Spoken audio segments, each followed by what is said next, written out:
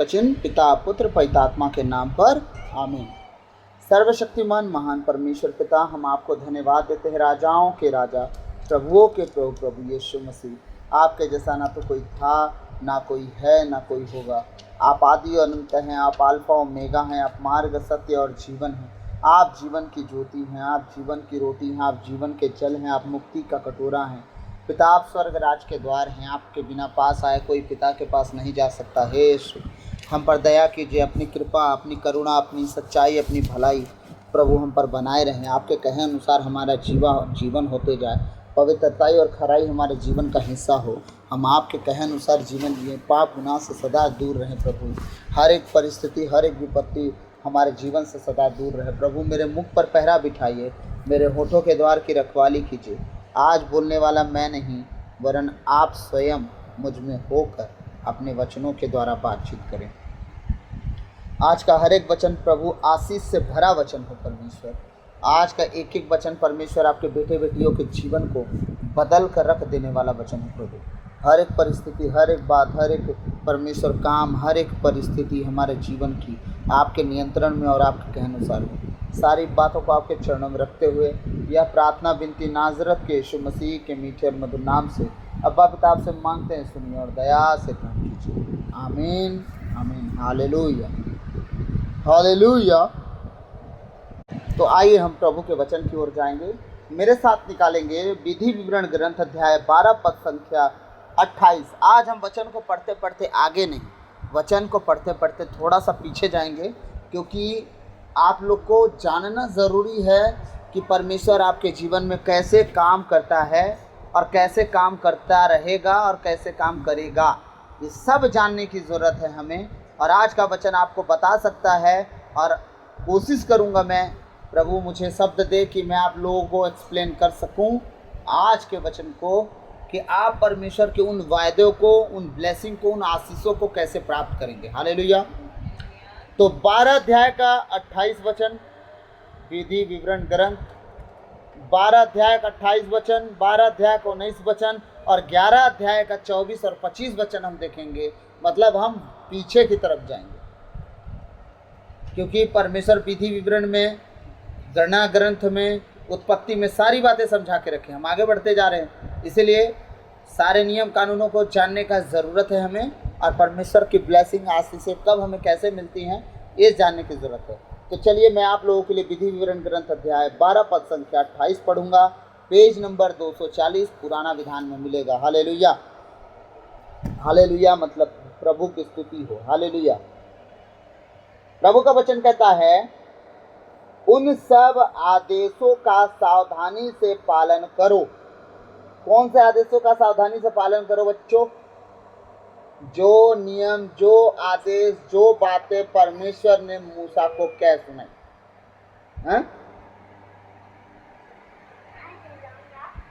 जो बातें परमेश्वर को मूसा ने कह सुनाई, उन सारी बातों का, नियमों का, आदेशों का पालन करने के लिए परमेश्वर हम सबको कह रहे हैं। आगे बढ़ेंगे। उन सब आदेशों का सावधानी से पालन करो जो मैं आज तुम्हें दे रहा हूं। इससे तुम्हारा और तुम्हारी संतति का, किसका? तुम्हारा पहले, क्योंकि बड़े तो बड़े होते हैं ना, बच्चे तो बाद में न पैदा होते भाई। तो पहले तुम्हारा, पहले तुम बचो तब तुम्हारा घराना बचाया जाएगा। सीधी बात है। पहले तुम्हारा, फिर तुम्हारी संतति। संतति मतलब संतान नहीं, संतति मतलब संतान की बात नहीं हो रही है। संतति मतलब होता है कि आने वाली हर एक पीढ़ी के लिए। संतान मतलब आपका एक बेटा हो या बेटी हो, 1 हो 10 हो, कोई बात नहीं, लेकिन नाती पोते पर पोते, वो जितने पोते होते हों, वो 1000 पीढ़ी को आशीष देता है। श्राप सिर्फ 4 पीढ़ी, 1000 पीढ़ी आशीष। प्रभु की स्तुति हो, प्रभु को धन्यवाद। यीशु की स्तुति हो, यीशु को धन्यवाद। पवित्र आत्मा की स्तुति हो, पवित्र आत्मा को धन्यवाद। हालेलुया। कह रहा प्रभु का वचन, उन सब आदेशों का सावधानी से, मतलब जैसे मन कर रहा हो वैसे पालन करो, नो। परमेश्वर की एक एक बातों का स्मरण रखो और सावधानी से पालन करो, जिस तरह परमेश्वर चाहते हैं। परमेश्वर किस तरह चाहते हैं? वो कभी नहीं चाहते कि आप लड़े झगड़े, वो कभी नहीं चाहते कि आप आपस में मनमुटाव करें, वो कभी नहीं चाहते कि आप एक दूसरे की बुराई करें, वो कभी नहीं चाहते कि एक दूसरे के प्रति जलन रखें, वो कभी नहीं चाहते कि आप किसी से घूस रिश्वत लें, वो कभी नहीं चाहते कि आप सूद ब्याज पर किसी को पैसे दें। और इतनी बातें हैं जो आप पढ़ोगे पता चल जाएगा। मैं तो बस थोड़ा सा ही बता सकता हूँ। हाँ, अब ये सावधानी से पालन कब आप करोगे? जब ये चीजें जो परमेश्वर ने मना की आप नहीं करोगे, आप सावधान हो और उन सारी बातों का आप पालन कर रहे हो। हालेलुया। जो मैं आज तुम्हें दे रहा हूँ, इससे तुम्हारा और तुम्हारी संतति का कल्याण होगा, क्योंकि तुम वही करोगे जो प्रभु की दृष्टि में उचित है। कैसे? उसके उन सारे नियमों का, आदेशों का अगर तुम पालन करोगे। कैसे? सावधानी से। परमेश्वर के आदेशों का अगर आप सावधानी से पालन करोगे, तब आप परमेश्वर की दृष्टि में उचित काम करोगे। वैसे नहीं करोगे उचित काम, वैसे तो सब उटपटांग हो रहा है। उचित काम अगर आपको जानना है कि हम उचित काम परमेश्वर की दृष्टि में कैसे कर सकते हैं, उसके नियम, आदेश, विधि, विधान, सब कुछ उसके कहे अनुसार होना चाहिए और आप करते जाओ, तब परमेश्वर के उस कृपा दृष्टि को आप पा सकते हो जो आपको आशीष दिया। कहाँ दिया है? थोड़ा सा हम पीछे जाते जाएंगे, लेकिन अभी एक पड़ाव और है। अब ये बताइए, अब उस टाइम तो परमेश्वर मूसा से बात करता था, पूरे इजराइली से बात करता था क्या? नहीं। फिर मूसा किससे बात करता था? ट्रांसलेटर से। ट्रांसलेटर कौन था? उसका भाई हारून, और भी बड़ा भाई था, है ना? अभिषेक में कोई छोटा नहीं और कोई बड़ा नहीं। आपका बेटा, आपकी बेटी भी आपकी आत्मिक माता पिता हो सकती है अगर आप उनसे आत्मा में कम हो तो।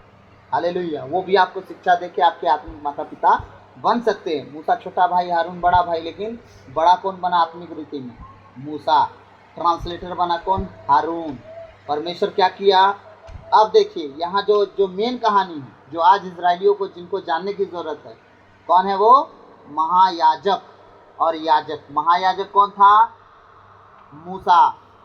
महायाजक वो सिर्फ और सिर्फ तंबू की, परमेश्वर के वाचा के संदूक का सेवा करता है, और याजक पूरी सेवकाई आर पार वाली, चाहे अंदर की हो चाहे बाहर की हो। ठीक। तो आज अगर परमेश्वर आपको सिखाता है किसी के जरिए, तो कौन है वो? याजक। याजक कौन है? हारून के घराने वाले, लेवी वंश। हालेलुया। ठीक है। अब आते हैं हम थोड़ा सा उसी पॉइंट पे। अगर आप परमेश्वर के नियम, कानून, आदेशों का पालन करना चाहते हो, तो एक बात बताइए, आपको बताने वाला कोई नहीं रहेगा तो आप जानोगे कि क्या करना है? नहीं। तो आपको किसकी जरूरत है? एक बताने वाले की, एक अगुआ की। वो अगुआ कौन थे उस दिन में? हारून का घराना, लेवीय वंशी। हालेलुया। आते हैं हम जल्दी से वापस 12 अध्याय का 19 वचन जब हम पढ़ेंगे, आपके समझ में आ जाएगा कि आज तक जो गलती आप दोहराते आए थे, अब से वो गलती आप कृपया ना दोहराएं, ना दोहराएंगे, मैं आशा करता हूँ। जब तक तुम 12 अध्याय विधि विवरण ग्रंथ अध्याय 12 पद संख्या 28 हमने पढ़ा, 12 का 19 पढ़ रहे हैं। जब तक तुम अपने उस देश में रहो, कौन से देश में? जिस जगह पे आप हो आज, चाहे आप विदेश में हो, चाहे भारत में हो, चाहे श्रीलंका में हो, चाहे पाकिस्तान में, कोई फर्क नहीं पड़ता। आप जहाँ भी हो, परमेश्वर जहाँ आपको बसा के रखे हैं, उन समय में, उस जगह पे, उस परिस्थिति के लिए आपसे बात कर रहे हैं। वो क्या करे प्रभु? जब तक तुम अपने उस देश में रहो, तब तक लेवियों को नहीं भुलाओ। पॉइंट है। अब लेवी कौन है? आपके सिस्टर। कौन है? आपके फादर। कौन है? आपके पास्टर, आपके बिशप। हाँ, जितने आपको शिक्षा देते हैं, जितने आपको शिक्षा दे रहे हैं, वो सब कौन है? लेवी के घराने, याजक पद वाले। महायाजक हारून था, और उससे पहले महायाजक मलकीसेदेक था, जो दशमांश लिया करता था। अब्राहम जब लड़ाई जीत के आया, अपने लौट को लेके आया, लूट का माल लेके आया, तो मलकीसेदेक परमेश्वर को क्या दिया? वो दशमांश दिया। उस समय महायाजक कौन थे? वो थे। जब वो शारीरिक दशा में आए इजरायलियों के बीच में, महायाजक हारून को ठहराया। लेकिन जब नया विधान आया, फिर महायाजक हमारा यीशु मसीह बन गया, वही मलकीसेदेक जो जिससे अब्राहम से जिसने दशमांश लिया था। हालेलुया। अब कोई महायाजक नहीं दुनिया में, अब कोई महायाजक नहीं। महायाजक एक है जो हमारा प्रभु यीशु मसीह है। महायाजक का काम होता था परमेश्वर के साथ उठना बैठना और अपने लोगों के लिए दुआएं करना। और वो हारून किया, महायाजक का काम मूसा किया करता था, परमेश्वर के सामने सारे लोगों की बातें रखता था।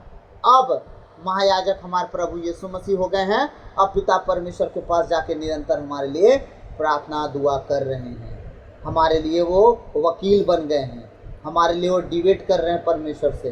शैतान अब हम लोग पर अभियोग लगाता है, हमारे यीशु मसीह हमारा केस लड़ रहे हैं। हालेलुया। क्या करा प्रभु का वचन? जब तक तुम अपने उस देश में रहो। कौन से देश में? जिस धरती के देश में आप रह रहे हो, उस देश की बात कर रहा है वो।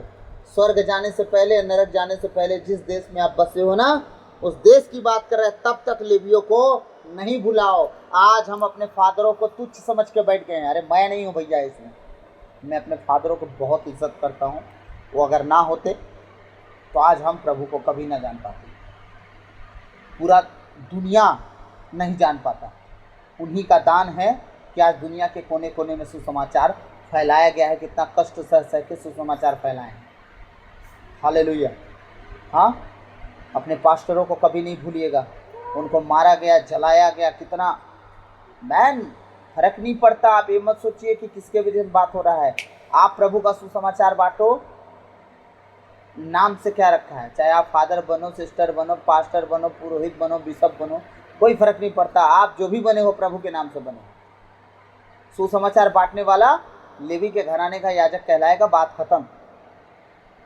प्रभु कह रहा है इन्हें मत भुलाना। क्यों? यही तुम्हें रास्ता दिखाएंगे प्रभु का, यही तुम्हें मार्ग दिखाएंगे प्रभु का, यही तुम्हें वो जीवित रास्ता दिखा सकते हैं जो परमेश्वर के राज में लेके जाता है। हालेलुया।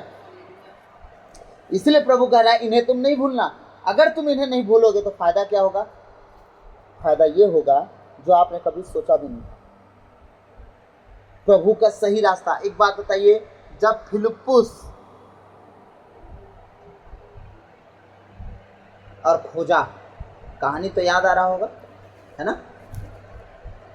खोजा ईसायास नबी का ग्रंथ पढ़ रहा था और यीशु मसीह की विषय में बात कर रहा था, पढ़ रहा था, लेकिन उसे समझ में नहीं आ रहा था पढ़ किसके बारे में रहा हूं। और परमेश्वर का आत्मा, सुनिए, खोजा दिल से पढ़ रहा था उस परमेश्वर के वचन को। रथ में हिलते डुलते जा रहा था, लेकिन वचन पे ध्यान था उसका। हाँ, खजांची था भैया वो कंदाके का। हाँ, अब वो वचन पढ़ रहा था। परमेश्वर का आत्मा कह दिया किसको? फिलिप्पुस को, ए ट्रांसलेटर, जल्दी से रेगिस्तान का मार्ग ले और तू खजांची खोजा से मिल, और जो पढ़ रहा है उसको क्या कर? संदेश दे, उसका उपदेश सुना। क्यों ऐसा हुआ? अगर वो याजक ना होता, कौन? फिलिप्पुस, तो क्या खजांची खोजा जान पाता कि मैं ईसायास नबी का ग्रंथ जो पढ़ा किसके विषय में पढ़ा? क्या वो अपना रथ रुकवा के बोलता, महाशय आप चढ़ के आ जाइए, मुझे बताइए इसका मतलब? और क्या वो बोलता कि आपका दास भी है, यहाँ पानी की भरपूरी है, अब बपतिस्मा लेने में किस बात की देरी है? हाँ, फिलिप्पुस तुरंत बपतिस्मा दिया और आत्मा उसे उठा ले गया और खोजा, और उसे दोबारा कभी भेंट नहीं हुआ। इसका तात्पर्य क्या है? इसका तात्पर्य यह है, हालेलुया, कि आप अगुओं के अधीन रहो और आपको जीवन जीना सिखाते हैं, आपको मार्ग दिखाते हैं। कभी कोई फादर हमारे किसी को बोले हैं यहाँ का करने है, भाग यहाँ से, घाट, हाँ? मदर फादर बोल के भगा दिए हैं। हाँ, तो किस बात का जलन है भाई तुमको? किस बात का घमंड है तुमको? अपने उन फादर, अपने सिस्टरों से, अरे उनके जीवन की दशा को तुम मत जांच करो। वो अभिषिक्त है, उनका लेखा परमेश्वर लेंगे। तुम अपना लेखा तो दे दो। अगर वो तुम्हें सही शिक्षा देते हैं तो तुम क्यों कुड़ते रहते हो? वो चाहे कुछ करें, तुम्हें क्या बोले कि कुआं में कूद के मरो? नहीं ना। उन्होंने तुम्हें कहा ना कि वचन पढ़ो प्रार्थना करो, वचन पढ़ो प्रार्थना करो। वो थोड़ी ना बोले जाओ चेस लड़ाते रहना, व्यभिचार करते रहना, कभी बोले वो? नहीं ना। तो इन सब बातों पर गौर करिए, बाकी चीज़ों पे गौर मत करिए। किसी के जीवन को झांक झांक के उस पर दोष लगा लगा के ठोकर मत खाइए। आप उनकी बातों को सुनो, उन्हें कभी ना भूलो, उनके जीवन की हर एक कमी घटी को पूरा करने पे लगे रहो। तब क्या होगा बताऊं? आप 11 अध्याय का 24 और 25 वचन पढ़िए, अभी इसी विधि विवरण ग्रंथ 11 का 24 और 25 वचन कह रहा है, प्रत्येक स्थान जिस पर तुम पैर रखोगे, प्रत्येक स्थान जहां जहां तुम अपने पैर को रखोगे, जो भी भूमि होगी जहां तुम अपने कदम रखोगे, उन सब बारे में बात हो रही है। प्रत्येक स्थान जिस पर तुम अपने पैर रखोगे तुम्हारा हो जाएगा। आमीन। आज जहां भी आप चाहे घर बनाना, परमेश्वर ने आपको जगह दिया कि नहीं? आपने अपने लिए घर बनाया कि नहीं? आप परमेश्वर के साथ जुड़े रहे, गांव छोड़ छोड़ के शहर में आके जमीन लेके घर बना लिए। न जाने कितने लोग मर गए, मिट गए, आप जीवित रहे, अपनी कमाई पे बने रहे, आपकी कमाई बनी रही, आप जमीन खरीद लिए, घर बना लिए, अपने सुख सुविधा के अनुसार आप अपने लिए एक निवास स्थान बनाए। कैसे बनाए? परमेश्वर ने कहा जहां तुम पैर रखोगे वो जगह तुम्हारा होगा। कारण क्या था? आप अपने याजकों के, लेवियों के अधीन रहे। अब सब कुछ हो गया तो घमंड आ रहा है। उन्हीं याजक, उन्हीं लेवियों के विषय में, वही फादर सिस्टर के विषय में बुराइयां चल रही हैं। क्या आप आगे बढ़ पाओगे? नहीं। लेकिन हाँ, आप उनकी कद्र करो। सच कहता हूँ, जिस तरह अब बढ़े हो, आने वाली 1000 पीढ़ी भी बढ़ेगी, ब्लेस होते जाएगी। आप उन्हें जज करना छोड़ दो। हालेलुया। प्रत्येक स्थान जिस पर तुम अपने पैर रखोगे तुम्हारा हो जाएगा। तुम्हारे देश का विस्तार उजाड़ खंड से लेबानोन तक और फरात नदी से लेकर पश्चिमी समुद्र तक होगा। परमेश्वर कह रहा उत्तर से दक्षिण, पूरब से पश्चिम मैं तुम्हें दे डालूंगा। हाँ, इतनी लंबी चौड़ी भूमि देश तुम्हारा हो जाएगा जिसका तुमने कल्पना तक नहीं किया होगा। किस कारण से? तुम बस आज्ञाकारी बनो।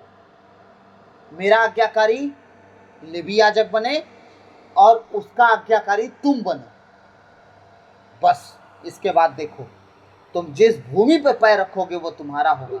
जिस चीज की दिल में चाहत रखोगे, चाहत तुम्हारी पूरी करूंगा मैं।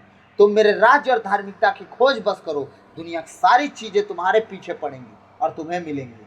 तुम भले उन्हें छोड़ के भागोगे, लेकिन वो कहेंगे हमें ले लो। लेकिन अगर आज तुम सिर्फ और सिर्फ राज धार्मिकता को छोड़ के चीजों के पीछे भाग रहे हो, वो तुम्हें अपने पीछे पीछे भगा रही हैं, लेकिन आप पा नहीं रहे हो, बस भाग रहे हो उसके पीछे। ये मिल जाता मिल जाता मिल जाता, पर वो मिलता नहीं। बोलेगा हाँ हाँ ले ले ले ले, मैं हूँ यूँ, ले ले ले ले, पर वो मिलेगा नहीं। लेकिन जिस दिन आप बोलोगे ना, अरे भाग, नहीं चाहिए घर, नहीं चाहिए बंगला, नहीं चाहिए घोड़ा गाड़ी, आप प्रभु यीशु मसीह चाहिए, वो सब गाड़ी घोड़ा बंगला गाड़ी कूद कूद के आएंगे फिर आपके पास। ए भाई मेरे को रख ले, नहीं है टाइम, भाग यहाँ से, नहीं रखना है। तब परमेश्वर उससे भी उत्तम देगा, जिसको चक्कर में आप थे ना, उससे भी उत्तम देता है। आमीन। प्रभु का वचन कहता है, फरात नदी से लेकर पश्चिमी समुद्र तक होगा, तुम्हारा सामना कोई भी नहीं कर सकेगा। वाह! आप जो आत्मा में चलने वाले लोग हो, शैतान कितना भरमाता होगा, गैर जाति भरमाते होंगे, अपनी जाति भरमाती होगी, और लोग भरमाते होंगे जिनसे कोई लेना देना नहीं है।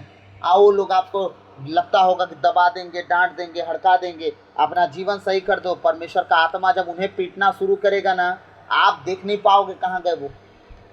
हालेलुया। तुम्हारा सामना करने का बात छोड़ो, फिर तुम उन्हें खोजोगे, कहाँ गए वो जो तुम्हें धमकाते थे, डराते थे, कहाँ गए? मैं जीता जागता गवाह हूँ, आप तो मसीही हो, मैं तो घर जाति का बंदा। मेरे जीवन में परमेश्वर ऐसा ऐसा काम किया। जो लोग बिना मतलब बिना कारण मेरे को आंख दिखाए, अब मैंने जवाब नहीं दिया, मैंने प्रभु के हाथ में छोड़ दिया। प्रभु ने कहा तुम्हारी लड़ाई मैं लड़ूंगा, तुम लड़ाई नहीं लड़ोगे, तो मैं प्रभु के हाथ में छोड़ दिया। मैं सच कहता हूँ, आज उन्हें मेरी आंखें खोज नहीं गए, कहाँ भाई वो? उन्हीं का घर, उन्हीं का जमीन, उन्हीं का जायदाद, अपने ही घर दूरा छोड़ के भाग रहे हैं, मारे मारे फिर रहे हैं, दिख नहीं रहे हैं कहाँ चले गए। अपनी जमीन जायदाद छोड़ के भाग रहे हैं, कहाँ जी रहे हैं कोई पता नहीं, कहाँ चले गए कोई पता नहीं। कारण, और उनका कारण ये था कि वो परमेश्वर के लोगों को आंख दिखाए बिना किसी वजह के, और परमेश्वर का बंदा उनके लिए कुछ बोला नहीं, ना श्राप दिया, ना गाली दिया, ना कुछ दिया। उठा के परमेश्वर ऐसा फेंका कि आज देखने को नहीं मिल रहे हैं वो लोग। ये है हमारा परमेश्वर। हालेलुया। तुम्हारा सामना कोई भी नहीं कर सकेगा। तुम जिस भूमि पर अपने पांव रखोगे उस समस्त देश में प्रभु तुम्हारा ईश्वर तुम्हारे प्रति भय और आतंक उत्पन्न करेगा। आमीन। आप जहां बस गए वो लोग, वो पड़ोस के लोग, अड़ोस के लोग, शहर के लोग, गांव के लोग अंदर ही अंदर अपने आप भय खाना शुरू कर देंगे। परमेश्वर उनके अंदर भय डाल देगा। ये किसके बेटे और बेटी हैं? ओ सर्वशक्तिमान महान परमेश्वर के बेटे और बेटी। वो राजाओं का राजा है। जितने दुनिया में राजा होंगे ना, उनका भी वो राजा है। उस राजा के आप बेटे और बेटी हो, हाँ, और परमेश्वर के मित्र हो। सोच के देखो, आप राजपद पाए हुए याजक वर्ग के समाज हो। आप पर कोई उंगली लगाएगा, आपको कोई देख पाएगा, इतनी औकात है। परमेश्वर कहता है उनके दिल में डर डाल दूंगा। जिस जगह पे तुम बसोगे ना, आपस में डरना शुरू कर देंगे। हाँ, आपस में उन्हें भय आने लगेगा। प्रभु का वचन कहता है तुम जिस भूमि पर अपने पांव रखोगे उस समस्त देश में प्रभु तुम्हारा ईश्वर तुम्हारे प्रति भय और आतंक उत्पन्न करेगा, जैसी उसने तुमसे प्रतिज्ञा की थी। जैसा उसने वादा किया है वैसा वो तुम्हारे लिए कर देगा। क्या क्या? भय और आतंक पैदा कर देगा उनके अंदर। जिन लोगों के बीच में तुम जाके बसोगे, ऐसा हमारा परमेश्वर है। आमीन। याद रखिएगा, आप अपने परमेश्वर के साथ सही रीति से जीना सीखिए। परमेश्वर आपके जीवन को इतना कंप्लीट करेगा, इतना कंप्लीट करेगा, आपने कभी नहीं सोचा होगा कि परमेश्वर मेरे जीवन में सचमुच ये काम हो रहे हैं। आप अजूबा समझोगे, आप ताज्जुब समझोगे, आप एक ऐसा चमत्कार समझोगे कि मैंने कभी सोचा नहीं था। लेकिन वही परमेश्वर उन चमत्कारों में अपने आप को प्रकट कर सकेगा, बता सकेगा कि मैं कौन हूँ। ओ परमेश्वर इतना सामर्थ्य, इतना दयालु, इतना करुणामयी है। तो याद रखिएगा, अब से अपने आप को आप तैयार रखिएगा परमेश्वर के आदेशों को मानने के लिए, नियमों पर चलने के लिए। आप देखते जाइए, जिस जगह को आप चाहत में रखेंगे उससे उत्तम जगह आपको परमेश्वर दे देगा। तो प्रभु इन वचनों के द्वारा आपको और हम सबको आशीष दे। आमीन। सबको जय यीशु।